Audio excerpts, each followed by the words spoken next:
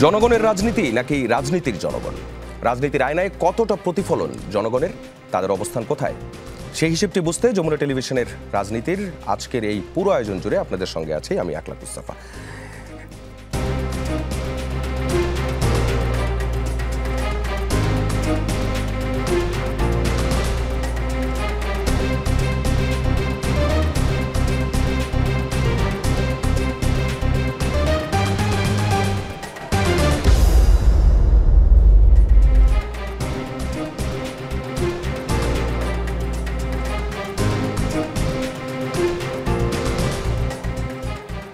রাজনীতিতে আমাদের সঙ্গে আজকে আলোচনার জন্য এসেছেন দুটি নতুন রাজনৈতিক দলের দুজন নেতা। জাতীয় নাগরিক পার্টি এনসিপির কেন্দ্রীয় সংগঠক আরমান হোসেন আছেন আমাদের সঙ্গে, এবং সদ্য আত্মপ্রকাশ করা জনতার দল এর মুখপাত্র এবং প্রধান সমন্বয়ক ডেলিজ খান আছেন আমাদের সঙ্গে। আপনাদের দুজনকে স্বাগত রাজনীতিতে। মূল আলোচনার বিষয়টি আমরা প্রথম অংশেই যেই বিষয়টি নিয়ে আলোচনা করতে চাই সেটি হচ্ছে যে ঐকমত্য কমিশনের যে সাজেশন, সেই সাজেশনগুলোর উপরে মতামত দিচ্ছে রাজনৈতিক দলগুলো। আজ এনসিপি সেই মতামত, তারা এনসিপির মতামত দেয়া হয়েছে। এনসিপি গণপরিষদ নির্বাচন চায়। আমি শুরুতে বলিনি 166টি প্রস্তাবের মধ্যে আপনারা 113টি সুপারিশে আপনারা একমত হয়েছেন, এবং এনসিপি বলছে গণপরিষদ নির্বাচনের কথা, নতুন সংবিধান প্রশ্নে আপনাদের অবস্থান শক্ত। নির্বাচনে প্রার্থীর বয়স 23 বছর, ভোটারের বয়স 16 বছর চান আপনারা। ভোটের আগে উচ্চকক্ষের প্রার্থীদের তালিকা প্রণয়ন, অর্থবিল এবং দলের বিরুদ্ধে অনাস্থা ভোট দিতে পারবে না, এমনটাও বলেছেন। ইসি এবং সাংবিধানিক কাউন্সিল একসাথে নির্বাচন আয়োজন করবে, তত্ত্বাবধায়ক সরকার প্রয়োজন নেই বলে মনে করছে এনসিপি। আপনার কাছে যে প্রশ্নটা, আপনারা গণপরিষদ নির্বাচন চান, বিএনপি, সিপিবি এবং আরও অনেকগুলো দল সেটি চায় না। আপনারা সংবিধান বাতিল চেয়েছিলেন, বাকি দলগুলো তা চায়নি এবং এখনও বিষয়টি মীমাংসিত নয়। রাষ্ট্রপতির অপসারণ চেয়েছিলেন, সেটাও হয়নি। জুলাই ঘোষণাপত্র নিয়ে আমরা যেই প্রশ্নটির দিকে যাচ্ছি, এই প্রশ্নতে আমরা আবারও ফিরবো, তবে তার আগে ছোট্ট একটা বিরতি নিয়ে নিচ্ছি। দর্শক, আমরা ফিরছি খুব সংক্ষিপ্ত সময়ের মধ্যে। আবারও স্বাগত, ফিরে এলাম রাজনীতিতে। আলোচনা চলছে দুই নতুন রাজনৈতিক দলের দুজন শীর্ষস্থানীয় নেতার সঙ্গে। আমরা প্রথমেই ছিলাম আলোচনায় এনসিপির কেন্দ্রীয় সংগঠক আরমান হোসেনের কাছে প্রশ্নটা ছিল। আমি আবারও একটু শুরু থেকে বলি। এনসিপি গণপরিষদ নির্বাচন চায়, আজকে আপনিও গিয়েছিলেন, আপনারা আপনাদের মতামত দিয়ে এসছেন। নতুন সংবিধান প্রশ্নে আপনাদের অবস্থান শক্ত, সেকেন্ড রিপাবলিকেও আপনারা চাচ্ছেন। নির্বাচনের প্রার্থীর বয়স 23 চান এবং ভোটারের বয়স 16 চান। ভোটের আগে উচ্চকক্ষের প্রার্থীদের তালিকা প্রণয়ন, অর্থবিল এবং দলের বিরুদ্ধে অনাস্থা ভোট দিতে পারবে না। ইসি এবং সাংবিধানিক কাউন্সিল একসাথে নির্বাচন আয়োজন করবে, তত্ত্বাবধায়ক সরকারের প্রয়োজন নেই বলে মনে করছে এনসিপি। প্রশ্নটা হচ্ছে, আপনারা গণপরিষদ নির্বাচন চান, বিএনপি, সিপিবি সহ অন্যান্য যে দলগুলো আছে তারা সেটা চায় না। আপনারা সংবিধান বাতিল চেয়েছিলেন, বাকি দলগুলো চায়নি বলে এখনও বিষয়টি মীমাংসিত হয়নি। রাষ্ট্রপতির অপসারণ চেয়েছিলেন, সেটাও হয়নি। জুলাই ঘোষণাপত্র নিয়ে একটা শক্ত অবস্থান নিয়েও সেটি পাননি। গণপরিষদ নির্বাচনকেই পাবেন? আচ্ছা, তো প্রথমত যে বিষয় হচ্ছে যে আমাদের কেন সংস্কারের প্রস্তাবগুলোতে আমরা পজিটিভ আছি সোফার, বা কেন সংস্কার যে প্রস্তাবনাগুলো আসছে তার মধ্যে নাগরিক পার্টি, জাতীয় নাগরিক পার্টি কেন বেশিরভাগ প্রস্তাবে একমত পোষণ করছে। যে কথাটা আমরা বলছি সেকেন্ড রিপাবলিকের কথা, সেকেন্ড রিপাবলিক যে হচ্ছে একটা কনসেপ্ট, সেটা কখনো একটা ডিস্টিংটিভ কনসেপ্ট না। এটা মূলত যখন এই সংস্কার প্রস্তাবগুলো বাস্তবায়ন হবে, সংস্কার প্রস্তাবগুলোকে ইমপ্লিমেন্টেশনের দিকে যখন যাবে, তার মাধ্যমে আমরা সেকেন্ড রিপাবলিকের সেই কনসেপ্টটাকে ফুলফিল করতে পারবো এবং বাস্তবে আমরা সেকেন্ড রিপাবলিকে পৌঁছাতে পারবো। তো গণপরিষদ নির্বাচনের ক্ষেত্রে আমাদের যে চিন্তাভাবনা বা আমরা যে অবস্থান, যেটা স্পষ্ট শক্ত একটা অবস্থানে আমরা আছি। ফার্স্ট যেটা আমরা দেখি যে আমাদের বর্তমান সংবিধানের যদি আমরা 7-এর 2 অনুচ্ছেদটা দেখি, যে সংবিধানের বিধানগুলোকে রদ করা, রহিত করা অথবা ভঙ্গ করার কারণে দেশের প্রচলিত আইনে সর্বোচ্চ শাস্তির বিধান আছে। এখন আমি যদি বলি আপনাকে যে এই গণ অভ্যুত্থানের পরে যে সরকার গঠিত হলো, যে সিস্টেমের মধ্যে দিয়ে আমরা যাচ্ছি, সেটা কতটুকু সংবিধানের মধ্যে দিয়ে যাচ্ছে, অথবা অভ্যুত্থানের পর যে সরকারটা গঠিত হচ্ছে বা হলো, সেটাকে আদৌ সংবিধানের সাথে কতটুকু কমপ্লাই করে। যদি ওই প্রশ্নে আমরা যদি এই পুরো কনটেক্সটটাকে বিচার করি, সেক্ষেত্রে দেখা যাবে যে আমরা হচ্ছে সবাই কম বেশি যারা অভ্যুত্থানে অংশগ্রহণ করেছি, অভ্যুত্থানের নেতৃত্ব দিয়েছি, আমরা সংবিধানকে লঙ্ঘন করেছি। এবং 7-এর 2 যে অনুচ্ছেদটি আছে সংবিধানে, সেই অনুযায়ী আমরা প্রত্যেকেই সংবিধান লঙ্ঘনকারী এবং আমরা অপরাধী। তো এই সংবিধানের যে কনটেক্সট, এই বিগত 16 থেকে 17টি সংশোধনীর মাধ্যমে সংবিধানকে যে পরিস্থিতিতে নিয়ে আসা হয়েছে, যে কনটেক্সটে নিয়ে আসা হয়েছে, সেটা কিন্তু সংবিধানের যে মূল থিম ছিল মুক্তিযুদ্ধের পরে, তার সাথে কোনোভাবেই কমপ্লাই করে না। এই সংবিধানের মাধ্যমে যে স্ট্রাকচারগুলো ছিল, যে রাষ্ট্রীয় প্রতিষ্ঠান ছিল, সেগুলো কিন্তু সাংবিধানিক যে ম্যান্ডেট, তার যে প্রত্যাশা, পুরোপুরি পূরণ করতে ব্যর্থ হয়েছে। আমরা যে সংবিধান পরিবর্তনের কথা বলি, নতুনভাবে সংবিধান লেখার কথা বলি, সেটা এই জায়গা থেকেই বলি যে এই সংবিধানের যে ফ্রেমওয়ার্ক আছে, জুডিশিয়ারিকে যেভাবে সংবিধানে দেখা হচ্ছে, প্রধানমন্ত্রী এবং রাষ্ট্রপতির যে ক্ষমতার বন্টন যেভাবে সংবিধানের মাধ্যমে দেখা হচ্ছে, সেই মাধ্যমে সেই কনটেক্সটে কখনো আমরা সেই পরিবর্তনটা পাবো না। এবং আমাদের যে বিগত 53 থেকে 54 বছরের যে মিসরুল, যে ব্যর্থতা, সেটা কখনোই এই সংবিধানের যে স্ট্রাকচার আছে সেই স্ট্রাকচারের মাধ্যমে পরিবর্তন করা সম্ভব নয়। তো দ্যাটস ওয়াই আমরা আমাদের জায়গা থেকে গণপরিষদ নির্বাচনের কথা বলছি, যে এই অভ্যুত্থানের মাধ্যমে বিগত 54 বছরের যে ব্যর্থতা, আমাদের যে ফেলিয়ার, সেটাকে আমরা নতুনভাবে অ্যাড্রেস করতে চাচ্ছি।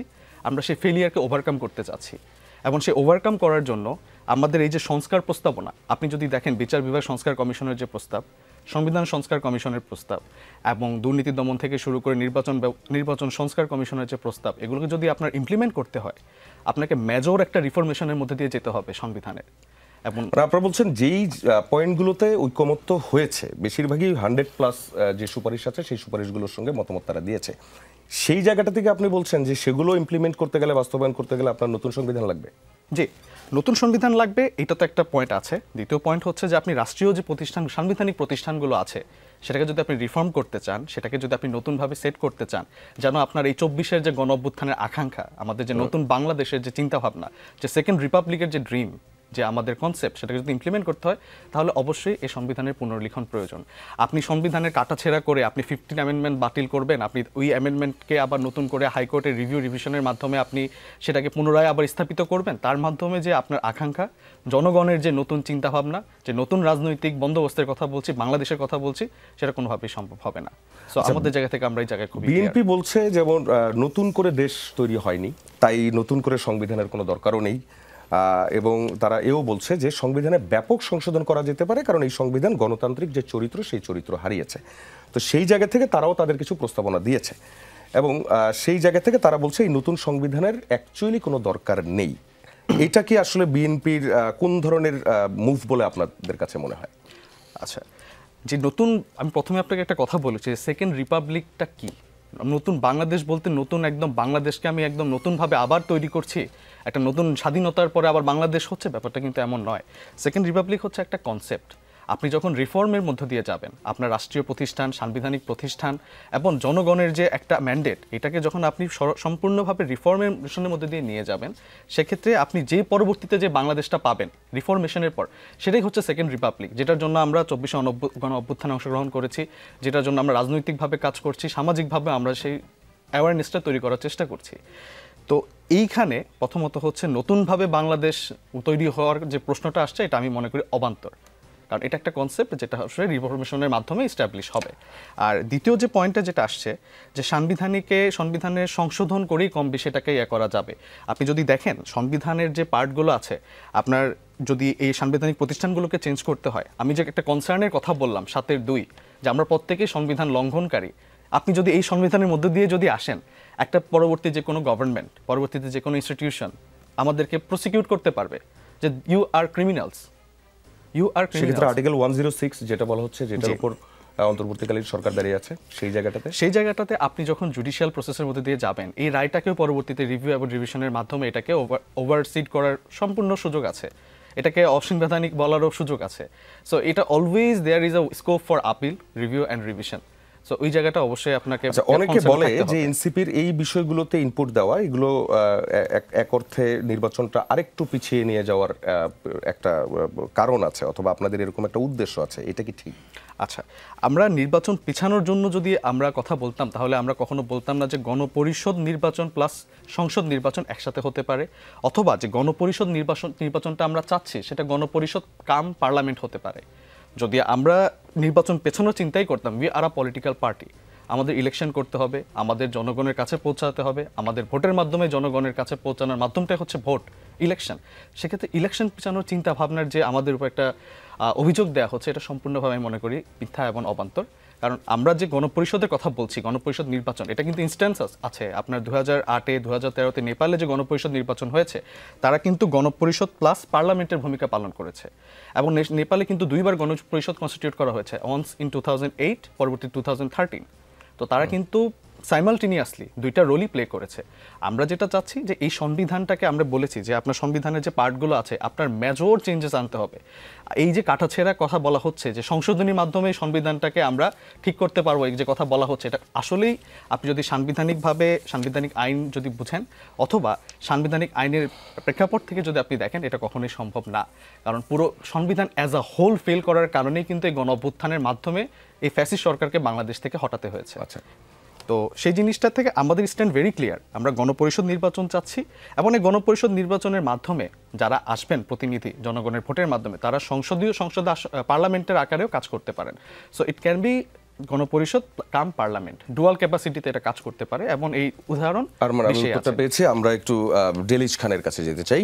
জনতার দলের মুখপাত্র এবং প্রধান সমন্বয়ক 3 দিন হলো আনুষ্ঠানিকভাবে আত্মপ্রকাশ করেছে নতুন রাজনৈতিক দল জনতার দল।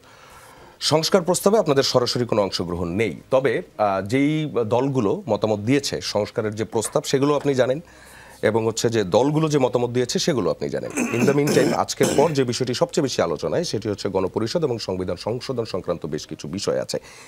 বাইরের থেকে দেখে এবং নতুন রাজনৈতিক একটি দলের চোখ থেকে দেখে আপনি এই প্রস্তাবনাগুলোকে কিভাবে আসলে বিশ্লেষণ করবেন? কতটা পসিবল, অথবা হচ্ছে নির্বাচনকে সামনে রেখে কোন কাজগুলো করা উচিত, অথবা সংস্কারের পর নির্বাচন নাকি সংস্কারের পর নির্বাচন নাকি নির্বাচনের পর সংস্কার, কোনটাতে আসলে আপনাদের গুরুত্ব? একটা মানুষ যখন অ্যাক্সিডেন্ট ফেস করে তারপরে যখন সে সুস্থ হয় তখন প্রায়ই বলে যে আমি নতুন জীবন শুরু করলাম। এর মানে কি সে একবার মারা গিয়েছিল তারপরে আবার নতুন করে জন্মলাভ করলো? তা তো না। সেকেন্ড রিপাবলিকের থিমটা আসলে আমার কাছে ওরকম মনে হয়।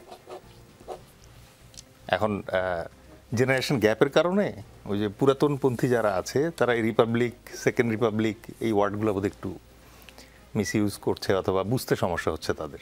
That is my personal view. আপনি যেহেতু অনলুকার হিসেবে জিনিসটা দেখতে বললেন, আমি একটু ইনপুট দেই। পুরাতন বলতে আমি যদি বিএনপির কথাও বলি, আজকে বিএনপির যিনি জমা দিয়েছেন সালাউদ্দিন আহমেদ, তিনি কিন্তু আবার এই কথাটা উল্টোভাবে বলেছেন যে প্রস্তাবগুলো এসছে সেই প্রস্তাবগুলো একদমই অনভিজ্ঞ মাথা থেকে, অনভিজ্ঞতার জায়গা থেকে জিনিসগুলো এসছে, এই জন্য তারা অনেকটাই বুঝতে পারেন নাই। এই জায়গাটাও একটু বলবেন তাহলে। অবশ্যই। গত 54 বছর ধরে আমরা কি দেখছি? গত 54 বছর ধরে আমরা যেটা দেখলাম যে গত 15 বছর ধরে, 16 বছর ধরে একটা ফ্যাসিস্ট গভর্নমেন্ট বাকি সব পলিটিক্যাল পার্টিকে একটা অ্যাকুয়ারিয়ামের ভিতরে ভরে ফেলছে। ইভেন তাদের যে বিরোধী দল ছিল সেটাও তো তাদের গৃহপালিত বিরোধী দল, ফ্যাক্ট।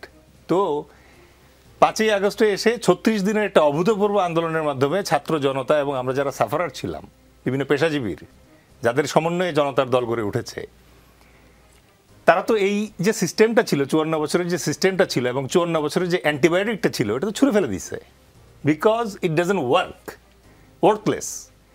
কারণ ফ্যাসিস্ট আওয়ামী লীগ ছাড়া বাকি যে দলগুলো ছিল তারা মিলে আওয়ামী লীগকে ডিফিট করতে পারতেছে না পলিটিক্যালি, আর একই সাথে আওয়ামী লীগ নিজের মতো করে ফ্যাসিজম দাঁড় করায় গেছে ওখানে, রাইট? তো হোয়াট দে আর রেফারিং, আজকে 5ই আগস্টের পরে বাস্তবতা কি? বাস্তবতা হচ্ছে যে ছাত্র জনতা এবং বাংলাদেশের জেন জি এবং জেন আলফা যারা আছে তারা পরিষ্কার একটা লাইন ড্র করে দিয়েছে যে আপনারা গত 54 বছর ধরে যে রাজনৈতিক ব্যবস্থা আমাদেরকে খাওয়ানোর চেষ্টা করেছেন, যে অ্যান্টিবায়োটিক আমাদের খাওয়ানোর চেষ্টা করেছেন, তাতে আসলে কাজ হয় না, ড্রপ ইট। তার মানে কি হলো? এখন যে নতুন লাইনটা ড্র হলো, এই লাইনে কিন্তু ওনারা, আমরা আর সেই প্রাচীনপন্থী যারা আছে, যারা তাদের নিজেদের নেত্রীকে মানে মুক্ত করতে পারেনি 15 বছর চেষ্টা করেও, এই ছাত্র ভাইরাই তো তাকে মুক্ত করে নিয়ে আসলো। তাহলে কি হলো? এই লাইনের এপাশে এখন আমরা সবাই, we all are at square zero. তার মানে ওনাদেরকে নতুন করে শুরু করতে হবে, আমাদেরকে নতুন করে শুরু করতে হবে। এই যে নেগলেক্ট করে কথা বলা, রাজনীতিতে নতুন, এখনও রাজনীতির ভাষা শেখেনি, ওনাদের স্কুলটা তো ফেল করছে। জনগণ চাচ্ছে আমাদেরকে এখন জনগণ যেটা চাচ্ছে, জনতার পার্টির উদ্ভবের যে কারণটা এখানে, সেটা হচ্ছে যে আমরা সকল পেশাজীবী যারা আছে, যাদের ভিতরে রাজনীতি করার যে মানসিকতা সেটা সরে গিয়েছিল। প্রকারান্তে আপনি আপনার দিকে তাকান, আপনি আপনার প্রফেশনে একজন সফল মানুষ, আপনি কিন্তু প্রকারান্তে রাজনীতিকে হেট করেন। আজকে যদি আমি আপনাকে বলি ভাই আপনি রাজনীতি করবেন, আপনি কিন্তু বলবেন no, it's okay, I am okay with my profession and career. But Plato কি বলে গেছে? প্লেটো বলে গেছে যে ভদ্রলোক যখন থেকে রাজনীতিতে আসা বন্ধ করে দেয় তখন দুষ্ট লোক তাদেরকে শাসন করা শুরু করে এবং এইটা পানিশমেন্ট, এইটা ভদ্র সমাজের জন্য একটা পানিশমেন্ট যে দুষ্ট লোক দ্বারা আপনি শাসিত হবেন।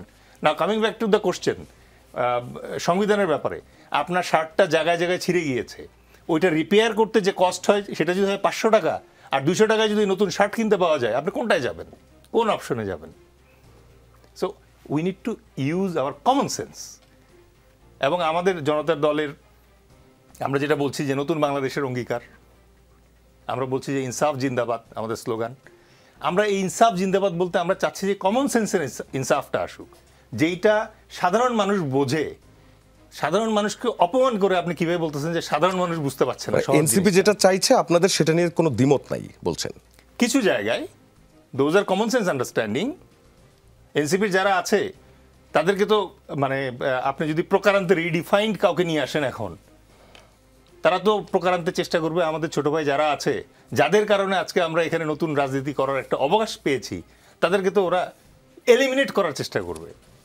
আমাদের দায়িত্ব আছে না গার্ডিয়ান হিসেবে, we need to safeguard them, we need to protect them.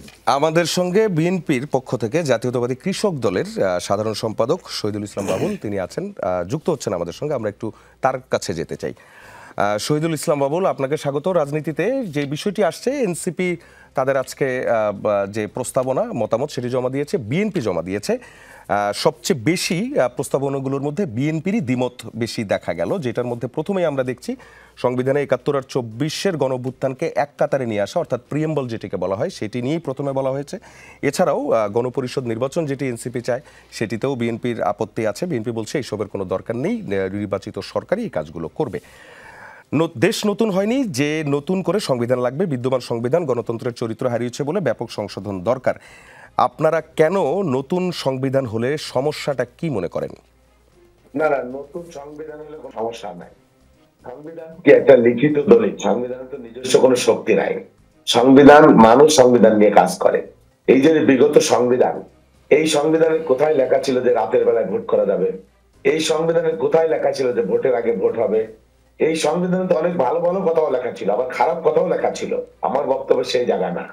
আপনি সংবিধান পরিবর্তন, এই আপনি যদি নতুন সংবিধান করেন, এই সংবিধানের অসংখ্য ধারা হয়তো বাক্য এদিক ওদিক করে নতুন সংবিধান আপনি সংযোজন করবেন, এটাই তো। এবং দুনিয়ার যত সংবিধান আছে সব, কোন সংবিধানে কোনো খারাপ কথা লেখা থাকে না।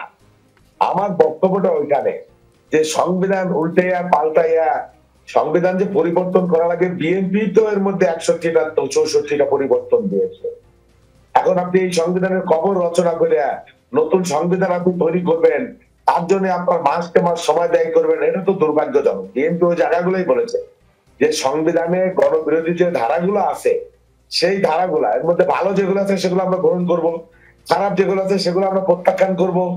এর মধ্যে তো কোনো কনফ্লিক্ট হবার কোনো কারণ আছে তা মনে করি না। এই সংবিধানের মধ্যে যদি কিছু ভালো থাকে তো সেটা গ্রহণ করতে আপনার আপত্তি কি? আমার বক্তব্য সেটাই। আচ্ছা, আমি পরের প্রশ্নে যাই। বিএনপি সংসদে যদি বেশিরভাগ মেজরিটি পায় এবং তারা যদি সরকার গঠন করে, সেক্ষেত্রে অন্যান্য দলগুলো সংস্কারের যে প্রস্তাব দিয়েছে, আপনারা তো বলছেন যে আপনারা নির্বাচিত সরকারই সংস্কার কাজগুলো করবে, সর্বোচ্চ সেটাই বলেছেন। আদৌ কি অন্যদের বিষয়গুলো, অন্যদের মতামতগুলোকে গুরুত্ব দেওয়া হবে কিনা? আপনার নিশ্চয়ই মনে আছে 1991-এর নির্বাচনের পর বিএনপি 3 জোটের রূপরেখায় তেমন একটা গুরুত্ব দেয়নি, এমনও অভিযোগ কিন্তু আছে। সেক্ষেত্রে বিএনপি পরেই বা অন্য দলগুলোর যে অভিমত আছে সেগুলোকে কি গুরুত্ব দেবে? আচ্ছা, আপনার চমৎকার প্রশ্ন। শোনেন, গণতন্ত্রটা কি? গণতন্ত্রটা হলো একটা প্র্যাকটিসের ব্যাপার, এটা প্র্যাকটিসের মধ্য দিয়ে পরিচালিত হয়। বিএনপি তো যে 31 দফা সংস্কারের প্রস্তাব, এটা তো 91 সালে বলেনি, 96 সালে বলেনি, 2001 সালে কোনো রাজনৈতিক দলই বলেনি। আমরা পরিবর্তিত প্রেক্ষাপটের মধ্য দিয়ে দেখে শুনে বুঝে আমাদের কোথায় দুর্বলতা আছে, আমাদের কি প্রয়োজন, সেই বিষয়গুলো অনুধাবন করে আমরা নিজেরা, আপনাদের আগে ছাত্র যারা এখন সংস্কারের কথা বলছে তাদের আগে আমরা 31 দফার একটা কর্মসূচি প্রণয়ন করেছি। এখন ছাত্ররা নতুন রাজনৈতিক দল করেছে, জনগণের আকাঙ্ক্ষা তারা পূরণ করবে। তারাও নতুন প্রস্তাব দেখ, তারাও বলুক যে আমরা কোন পুরনো রাজনৈতিক দল এরা করবে না। আমি আমার নির্বাচনী ইশতেহারে বলি যে আমি এই প্রস্তাবগুলো করবো। আমাকে যদি মানুষ বিশ্বাস করে তাহলে নিশ্চয়ই আমাকে মানুষ ভোট দিবে। আর যারা বলছেন যে করবে না, তারা মানুষকে বলুক যে এই পুরনো রাজনৈতিক দল বিএনপি তারা ধাপ্পাবাজ, তারা কথা রাখবে না, তোমরা আমাদেরকে ভোট দাও, আমাদের আস্থা রাখো, আমরা তোমাদেরকে সংস্কার করে দেবো। ভালো কথা, হয়ে যাবে। কিন্তু মানুষকে তারা কেন তারা ভয় পাচ্ছে, ভোটকে কেন তারা ভয় পাচ্ছে, আমার এই কথাটা কোনোভাবেই বোধগম্য না। এনসিপির পক্ষ থেকে কিছুক্ষণ আগে বলা হয়েছে তারা ভোটকে ভয় পাচ্ছে না, এনসিপির পক্ষ থেকে বলা হয়েছে এমনটা। নির্বাচন আমরা এখনো তাই বলছি, কিন্তু ভোটের কথা বললে গণতন্ত্র বিরোধী কেন হবে, সংস্কার বিরোধী কেন হবে, এই কথা আমার মাথায় ঢোকে না। এবং বরং এই কথা বলে বলে একটা ধূম্রজাল তৈরি করা হচ্ছে, নির্বাচনের পরিবেশকে বিঘ্নিত করার চেষ্টা করা হচ্ছে, বিলম্বিত করবার চেষ্টা করা হচ্ছে, এবং দেশের মধ্যে নানান ধরনের এনার্জি পরিবেশ তৈরি করা, আস্থাহীনতার পরিবেশ তৈরি করা হচ্ছে, যেটা আমরা বারবার বলে আসছিলাম। এই পরিবেশ কোনো গণতন্ত্রের জন্য, সংস্কারের জন্য, কোনো কিছুর জন্য কোনো ভালো ফল বয়ে আসবে বলে আমরা মনে করি। জি, শহীদুল ইসলাম আপনি থাকবেন। আমি এনসিপির আমাদের সঙ্গে আছেন আরমান হোসেন। আরমান হোসেন, আপনার যদি শহীদুল ইসলামের কাছে কিছু বলার থাকে, তিনি তো আপনাকে ডিফার করলেন সম্পূর্ণ। আচ্ছা, আপনি সরাসরি বলবেন। আচ্ছা, আমার প্রথম যে ওনার সাথে যে ডিফারেন্সটা আছে সেটা হচ্ছে সংবিধানে ভালো কথাও থাকে, খারাপ কথাও থাকে। সংবিধানটা যেভাবে দেখা গেল যে হচ্ছে মানুষের ব্যক্তিগত বা সরকারের ব্যক্তিগত ইচ্ছার উপর এটার মিসইউজটা ডিপেন্ড করে।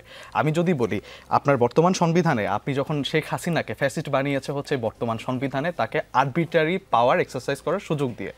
আপনার সংবিধানে যখন আপনার ক্ষমতার ভারসাম্য থাকে না, সংবিধানে যখন প্রধানমন্ত্রীর উপর সকল প্রকার কালেকটিভ ডিসিশন এবং ইম্পর্টেন্ট ডিসিশনগুলো নেওয়াটা যখন প্রধানমন্ত্রীর উপরেই থাকে, এবং সেখানে তার পাওয়ারের চেক অ্যান্ড ব্যালেন্স সিস্টেমটা কোনোভাবেই যখন এক্সিস্ট করে না, সেখানে কিন্তু তাকে ফ্যাসিস্ট হওয়ার সুযোগটা দেয়।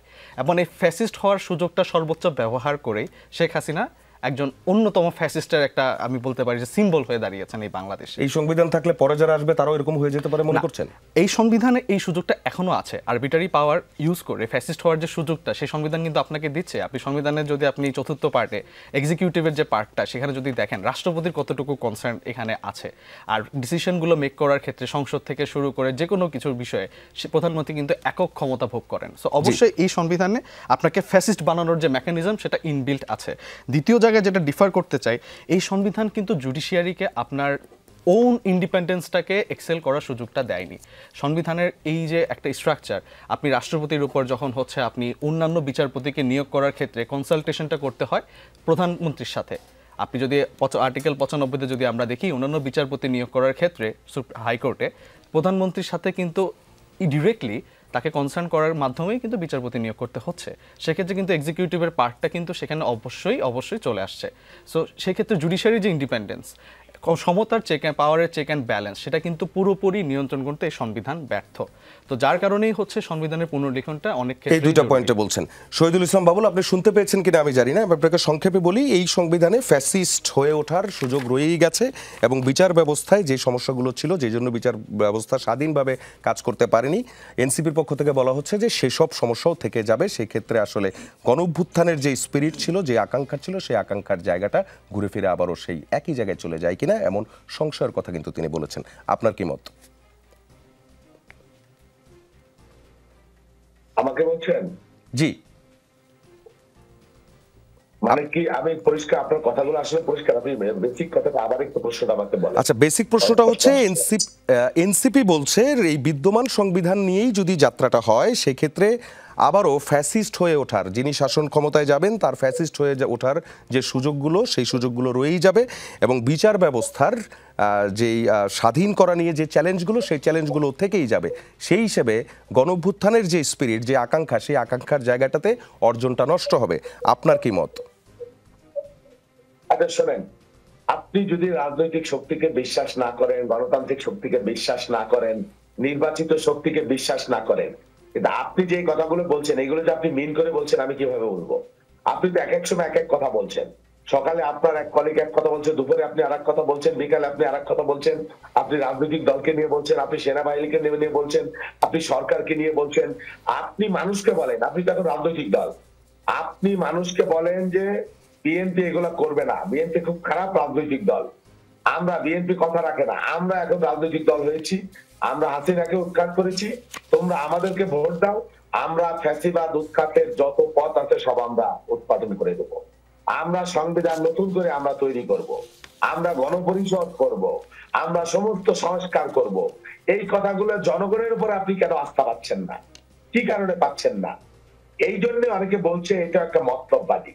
হ্যাঁ, সংস্কারের কথা বলে এই যে মানে ক্ষমতার মদমত্ততা, ক্ষমতার লোভ, ক্ষমতার কি বলে উৎসব, ক্ষমতার কি মগ্নতা, এইগুলা ভোগ করবার একটা বা ক্ষমতাকে প্রলম্বিত করবার, কেউ কেউ আপনার ক্ষমতায় এসেছেন, ক্ষমতার ছাপ পেয়েছেন, হ্যাঁ ক্ষমতাকে উপভোগ করছেন, কেউ কিন্তু এখনই কথা বলছে। আপনি মুখে সংস্কারের কথা বললে, আপনার অ্যাক্টিভিটিতে নতুন বন্দোবস্তের কথা বললেও আপনার অ্যাক্টিভিটিতে সেগুলো প্রমাণিত হচ্ছে না, আপনার কর্মকাণ্ডে সেগুলো প্রমাণিত হচ্ছে না, আপনার চলনে বলনে সেগুলো দৃশ্যমান হচ্ছে না, বরং আপনি ক্ষমতাকে উপভোগ কিভাবে করা যায় সেই দিকে আপনি বেশি ব্যর্থ হয়ে পড়ছেন। আপনি যদি এটা মিন করে থাকেন সংস্কার, আপনি আপনি আপনি আপনার কি বলে নির্বাচনে অংশগ্রহণ করবেন, আপনি রাজনৈতিক দল আপনার ম্যানিফেস্টোতে এটা বলেন যে আমরা এটা করব এটা করব এটা করব, আমরা এই সংস্কার করে বাংলাদেশকে একেবারে রাইট ট্র্যাকে আমরা উঠিয়ে দেব, সেটা যদি আপনি মানুষ গ্রহণ করেও কইলেন গুড, ভালো কথা। আপনি সেটা না করে আপনি নির্বাচন কবে করবেন সেটার কোনো সুনির্দিষ্ট কথা বলছেন না। রোডম্যাপ শোনেন, নির্বাচন 2 মাস আগে হইলো পরে হইলো এগুলো কোনো ম্যাটার করছে না। ম্যাটার করছে হলো এই যে নির্বাচন নিয়ে যে অনিশ্চয়তা, সেই অনিশ্চয়তার মধ্যে নানান ধরনের ষড়যন্ত্র ডালপালা মেলছে, নানান ধরনের জাতীয় এবং আন্তর্জাতিক নানান ধরনের নৈরাজ্য ষড়যন্ত্র। এই ধরনের সরকার দুর্বল সরকার হয়ে থাকে, এই দুর্বলতার সুযোগ নিয়ে নানা ধরনের মানে ব্যাপার, আইন শৃঙ্খলা বলেন, আন্তর্জাতিক ষড়যন্ত্র বলেন, উগ্রপন্থা বলেন, তারপর অর্থনৈতিক নানান ধরনের ব্যাপার, সেগুলো আপনারা নিশ্চয়ই উপলব্ধি করতেন। সেই কারণে বলা হচ্ছে আর নির্বাচন হলেই বিএনপি ক্ষমতায় যাবে, এই কথা এনসিপি কি কারণে মনে করছে? আমরা তো মনে করি এনসিপি এবার ক্ষমতায় যেতে পারে, হ্যাঁ, কারণ তারা বিরাট আন্দোলনের ভূমিকা রেখেছে, বিরাট কিছু করেছে, তারা জনগণের কথা বলে, নিশ্চয়ই জনগণ তাদেরকে ভোট দিতে পারে, তারাও তো ক্ষমতায় যেতে পারে, তাহলে তো তারা আরো সুন্দরভাবে এগুলো করতে পারে। নির্বাচনের কথা শুনলে কি কারণে তারা ভয় পায়, এটা আমার বোধগম্য নয়, দুর্ভাগ্যজনক। নির্বাচনের কথা শুনলে আপনারা ভয় পান? আমি প্রথমত যখন আপনি আমাকে প্রথম প্রশ্ন করেছেন সেখানে আমি ক্লিয়ার করেছি যে নির্বাচন নিয়ে এনসিপির কোনো হীনমন্যতা নেই, নির্বাচন নিয়ে এনসিপির কোনো ভয় কাজ করছে না। আপনি যখন আজকে ঐক্য কমিশনের যদি আপনি একটা স্টেটমেন্ট শুনেন যে 166টা প্রস্তাবের মধ্যে 111টি কিন্তু এই সরকারের আমলে ইমপ্লিমেন্টেবল।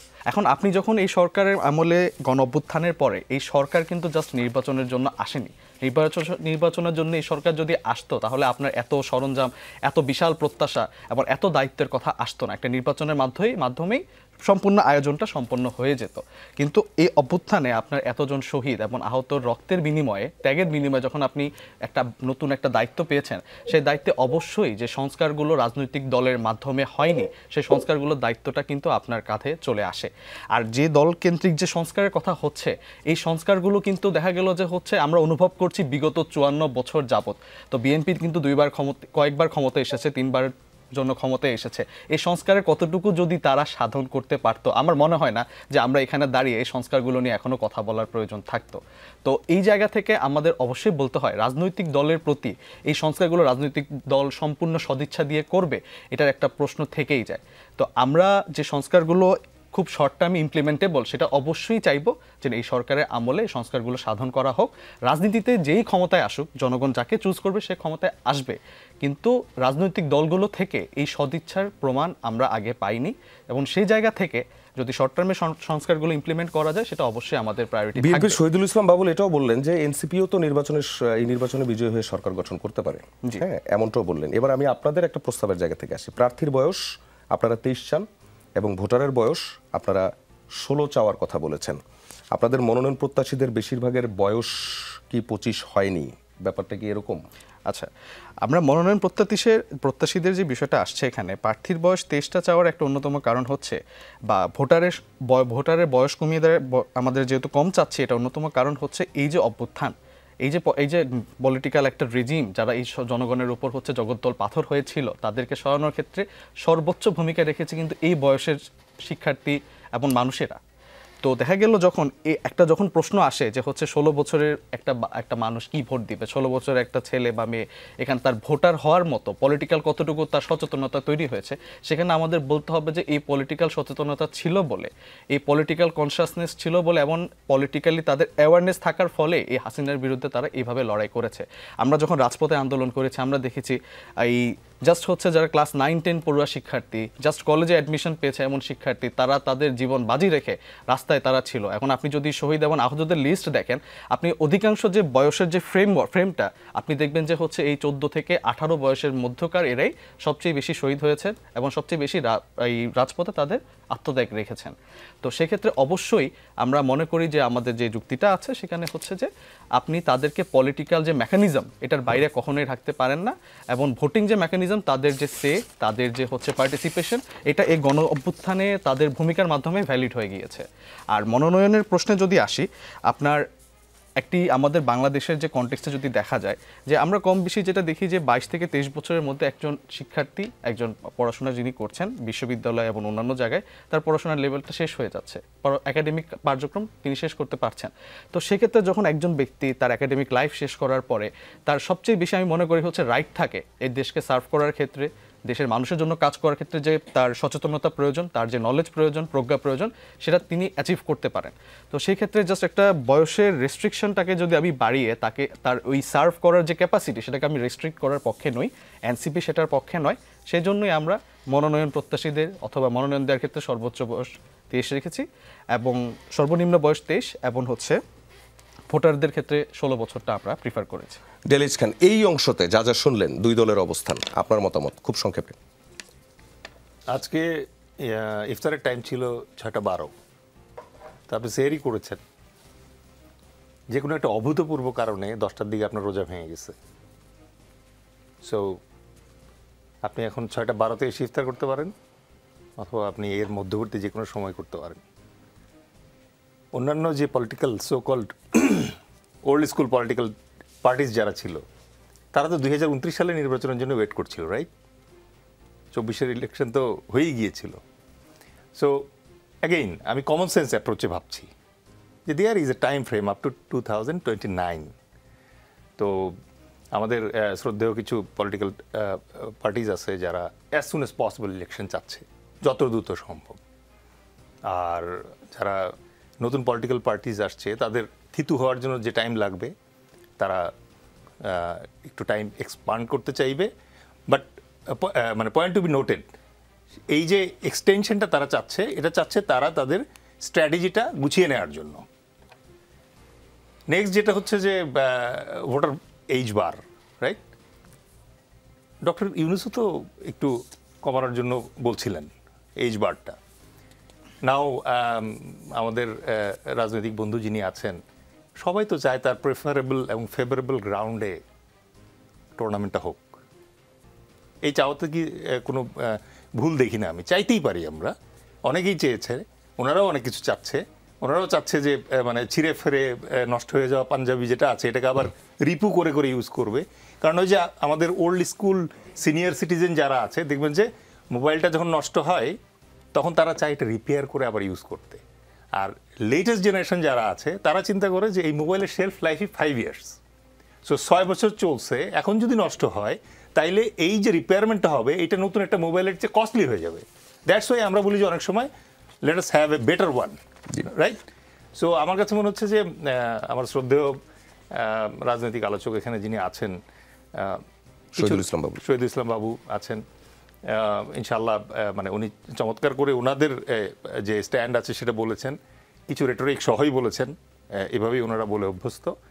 বাট আমরা যারা নতুন রাজনীতিতে প্রবেশ করার চেষ্টা করছি, আমরা স্পেডকে স্পেডই বলতে চাই এবং সরাসরি বলতে চাই যে এই জায়গায় নতুন যে পরিস্থিতি ক্রিয়েট হয়েছে, নতুন যে সিচুয়েশনটা তৈরি হয়েছে, আমার খুব ভালো লেগেছে যে আমাদের সিনিয়র পলিটিশিয়ান যেভাবে বলেছে যে কারো যদি যোগ্যতা থাকে আর যদি জনগণের কাছে গ্রহণযোগ্যতা থাকে তাহলে ওনারা কিন্তু এটা অ্যাকসেপ্ট করে নিতে রাজি আছেন। জি।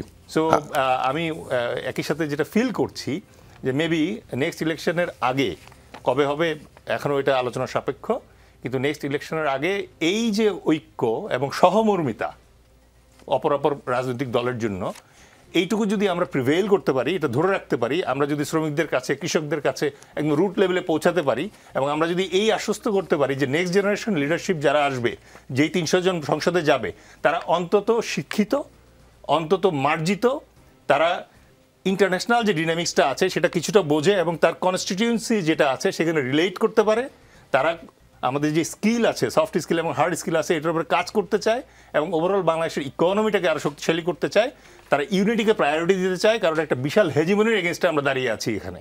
সুতরাং আমাদেরকে, আপনি উলফল্যান্ড বলেন আর যাই বলেন, তাদের এগেনস্টে আমাদেরকে একত্রিত হয়ে দাঁড়াতে হবে, পলিটিক্সের মতো করে আগাবে। হেজিমনি প্রসঙ্গে আমাদের পরের অংশ আলোচনায় 11 মার্চ সেনাপ্রধানের সঙ্গে আলোচনা ইস্যুতে নতুন মোড়। হাসনাত আব্দুল্লাহর পোস্টের বিপরীতে সেনা সদরের বিবৃতিতে বলা হয়েছে অত্যন্ত হাস্যকর ও অপরিপক্ক গল্পের সম্ভার। সার্জিস আলম নিজে সেই বৈঠকে ছিলেন। হাসনাতের পোস্ট নিয়ে দ্বিমত পোষণ করেছেন তিনি। নাসিরউদ্দিন পাটোয়ারি বলেছেন গতকাল বিষয়টিকে সামাজিক মাধ্যমে নিয়ে আসা শিষ্টাচার বহির্ভূত বিবর্জিত হয়েছে। সার্জিসের পোস্টে আবার হান্নান মাসুদ জানতে চেয়েছেন কোনটা সত্য, হাসনাত না সার্জিস? নিজেদের মধ্যে এত কম সময়ের মধ্যে এই যে মতপার্থক্য কেন? আচ্ছা, তো প্রথমে যে বিষয়টা আসতে পারে যে হচ্ছে সোশ্যাল মিডিয়াতে যে কথা চলছে বা যে বক্তব্যগুলো আসছে, জনাব হাসনাত আব্দুল্লাহ থেকে একটা স্ট্যাটাসে আমরা জানতে পেরেছি যে গত 11ই মার্চ সেনা ভবনে কি হয়েছে, এরপর আবার আজকে জনাব সার্জিস আলম উনি ওনার স্টেটমেন্টটা বলেছেন। তো প্রথমে দেখতে হবে যে এই যে পুরো ঘটনাচক্রে দুইটা কোর এলিমেন্ট আছে, যেটা হচ্ছে হলো রিডিফাইন্ড আওয়ামী লীগ, আর দ্বিতীয় কথা হচ্ছে তাদেরকে ইনক্লুড করে ইনক্লুসিভ একটা নির্বাচনের আলাপ। এখন আপনি যদি তিনটা স্ট্যাটাসকে নিয়ে আসেন, হাসনাত আব্দুল্লাহর যে স্ট্যাটাসটা দিয়েছেন, এরপর সেনা সদর থেকে যে হচ্ছে বিবৃতি এসেছে নেত্র নিউজের মাধ্যমে, এরপর যেটা জনাব সার্জিস আলম আজকে সকালে যেটা বলেছেন, এখানে কিন্তু যে কমন পয়েন্ট, সেই কমন পয়েন্টটা কিন্তু এই দুইটা কমন পয়েন্টকে ডিনাই করা হয় নাই, কোথাও এক্সপ্লিসিটলি ডিনাই করা হয়নি। এখন আপনি যদি দেখেন রিডিফাইন্ড আওয়ামী লীগের যে কনসেপ্ট, সেটা কিন্তু আমরা দেখতে পাচ্ছি যে এক্সিস্ট করছে। কারণ আপনি নতুন করে যে তাদের কথা চলে আসছে, আওয়ামী লীগের কিছু নেতৃবর্গের কথা এসেছে যে তাদেরকে নিয়ে আবার নতুন করে আওয়ামী লীগকে সাজানো যায় কিনা, রাজনীতির মাঠে আনানো যায় কিনা, সেটা কিন্তু হচ্ছে আমরা দেখতে পাচ্ছি আওয়ামী লীগের নেতাকর্মীদের মধ্য থেকেই কিন্তু কথার প্রাসঙ্গিকতা এটা চলে আসছে। যেমন কিছুদিন আগে জনাব আলী আরাফাত উনি কথা বলেছেন যে হচ্ছে যদি আওয়ামী লীগ যদি নির্বাচনে আগায় বা যদি রাজনৈতিক মাঠে যদি আগায়, সেটা শেখ হাসিনাকে নিয়েই আগাবে এবং অন্য কোনো চিন্তা ভাবনা ধ্যান ধারণা তাদের নাই। সো আওয়ামী লীগের মধ্যে যারা দেশের বাইরে নির্বাসিত এখন পালিয়ে আছে যারা, তাদের মধ্যেও দেখা গেছে হচ্ছে এই ডিফারেন্সটা আমরা দেখতে পাচ্ছি। কি মনে হয় এর সাথে বিএনপির কোনো ইনভলভমেন্ট আছে? রিফাইন্ড আওয়ামী লীগ ইস্যুতে বিএনপি তেমনই চাচ্ছে এমন মনে হয়? এখন এটা যেটা যদি আমরা দেখি যে আওয়ামী লীগের ইস্যুতে সবচেয়ে শক্ত পজিশন কার, আওয়ামী লীগের নিষিদ্ধের ব্যাপারে সবচেয়ে শক্ত পজিশন রেখেছে হচ্ছে এনসিপি সোফার, বা আমাদের গণঅভ্যুত্থানের নেতৃত্বরাই সবচেয়ে বেশি শক্ত পজিশন রেখেছে। দুঃখজনকভাবে আমরা আওয়ামী লীগের প্রশ্নে এখনো পর্যন্ত অন্যান্য রাজনৈতিক দল থেকে ক্লিয়ার স্ট্যান্সটা আমরা এখনো পাইনি। কথার মধ্যে একটা আমি মনে হয় যে একটা স্কোপ থেকে যায় যে এইভাবে হলো হতে পারে। আমাদের সঙ্গে বিএনপির শহীদুল ইসলাম বাবুল আছে কিনা? আছেন? শহীদুল ইসলাম বাবুল, আপনার কাছে জানতে চাই, এই রিফাইন্ড আওয়ামী লীগ ইস্যুতে এনসিপি বলছে আপনাদের বিষয়টা এখনো, আপনাদের স্ট্যান্ডটা এখনো স্পষ্ট না, আপনি কি স্পষ্ট করবেন কাইন্ডলি? না শুনেন, আওয়ামী লীগ কোথায় আছে আমি জানি না। আওয়ামী লীগ তো পলাতক। আওয়ামী লীগের কাউকে তো আমি দেখছি না আসলে। আর আওয়ামী লীগের বাংলাদেশের রাজনীতিতে সুদূর পরাহত। এই মানে গণহত্যার পরে এবং বিগত 15 বছর অন্যায় অনিয়ম আর দুঃশাসন সীমাহীন এই রাজনীতি নষ্ট করে দেওয়ার পরে, গণতন্ত্র ধ্বংস করে দেওয়ার পরে আওয়ামী লীগের বাংলাদেশের রাজনীতি করবার মতো বাস্তবতা পরিবেশ আছে কি নাই সেটা আমি জানি না। আওয়ামী লীগ রিফাইন্ড কি মানে কি বলে, কয়লার এই পিঠ আর ওই পিঠ, এটা আমি বিশ্বাস করি না। আমি বিশ্বাস করি হলো বিচারে। হ্যাঁ, আওয়ামী লীগ এবং তার চালাচামড়া বিগত 15 বছর যে পর্বত সমান অন্যায় করেছে, সে অন্যায় ধরে ধরে ধরে ধরে এর বিচার করতে হবে। হ্যাঁ, বিচার করলে কোথায় আওয়ামী লীগ থাকবে বলে আমার মনে হয় না। হ্যাঁ, ডিফাইন্ড আওয়ামী লীগ কি আর মানে পুরনো আওয়ামী লীগ কি, এই আওয়ামী লীগ বাংলাদেশের রাজনীতি করবার আর কোনো অধিকার আছে সেটা আমি মনে করছি না। দল হিসেবে আওয়ামী লীগ এবং আওয়ামী লীগে যারা রয়েছে, ওই কম্বলের লোম যদি আপনি বাসেন তাহলে কম্বল থাকবে, এটা আমি মনে করি। মানে কোনো ফর্মেই আপনি বলছেন আওয়ামী লীগ উচিত হবে না, এটা কি বিএনপির অবস্থান? আবার একটু বলেন। কোন ফরম্যাটেই আওয়ামী লীগ আর রাজনীতির মাঠে আসবে না, আসতে পারবে না, এটাই কি বিএনপির অবস্থান?